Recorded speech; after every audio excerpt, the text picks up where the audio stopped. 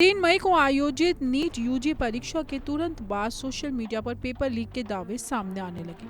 WhatsApp और Telegram पर कथित प्रश्न पत्र वायरल हुए, लेकिन शुरुआती दिनों में राष्ट्रीय परीक्षा एजेंसी और शिक्षा मंत्रालय ने इन आरोपों को गंभीरता से नहीं लिया।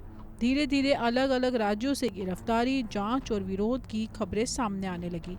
लाखों छात्रों का भविष्य दांव पर होने के बावजूद आधिकारिक प्रतिक्रिया बेहद धीमी रही।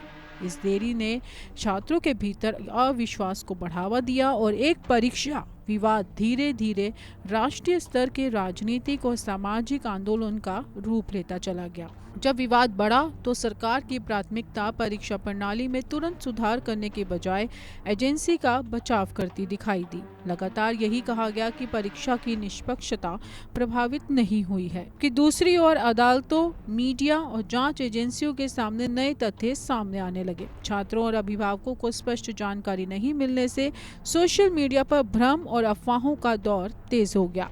संवाद की कमी ने आंदोलन को और भी मजबूत बनाया। ये वही दौर था जब जंतर मंतर पर हजारों छात्र सड़कों पर उतर आए और पूरे देश का ध्यान इस मुद्दे पर केंद्रित हो गया। जैसे जैसे विरोध तेज हुआ, सरकार ने अपनी रणनीति बदलनी शुरू की। परीक्षा सुधार के साथ साथ जांच, जवाबदेही और व्यवस्था में बदलाव की बातें सामने आने लगी। इस बीच केंद्रीय शिक्षा मंत्री धर्मेंद्र प्रधान ने नैतिक जिम्मेदारी लेते हुए इस्तीफा दे दिया। सरकार का इस संदेश साफ था कि युवाओं के भरोसे से बड़ा कोई मंत्री नहीं हो सकता।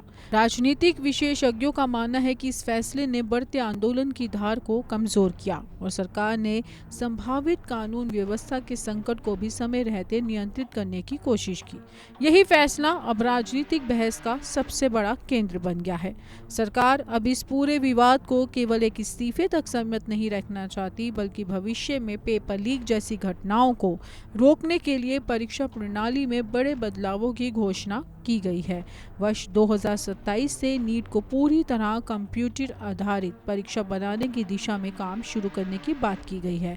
इसके साथ ही परीक्षा एजेंसियों की जवाबदेही, तकनीकी सुरक्षा और पारदर्शिता बढ़ाने पर भी जोर दिया जा रहा है। सरकार का दावा है कि ये फैसला केवल संकट टालने के लिए नहीं, बल्कि आने वाले वर्षों में भरोसेमंद परीक्षा व्यवस्था तैयार करने की दिशा में उठाया गया एक महत्वपूर्ण कदम है। धर्मेंद्र प्रधान का इस्तीफा आखिर इतिहास में किस रूप में दर्ज होगा, इसका फैसला आने वाले समय में होगा। विपक्ष इसे छात्रों की जीत और सरकार का झुकना बता रहा है, जबकि सरकार इसे जवाबदेही, सुधार और बेहतर शासन की रणनीति के रूप में पेश कर रही है। इतना जरूर है कि नीट विवाद ने परीक्षा व्यवस्था, सरकारी जवाबदेही और संकट प्रबंधन पर कई बड़े सवाल खड़े किए हैं। अब सबसे बड़ी चुनौती केवल नया मंत्री नियुक्त करना नहीं, बल्कि करोड़ों छात्रों का टूटा भरोसा वापस जीतना है, क्योंकि किसी भी व्यवस्था की सबसे बड़ी ताकत जनता का विश्वास होता है।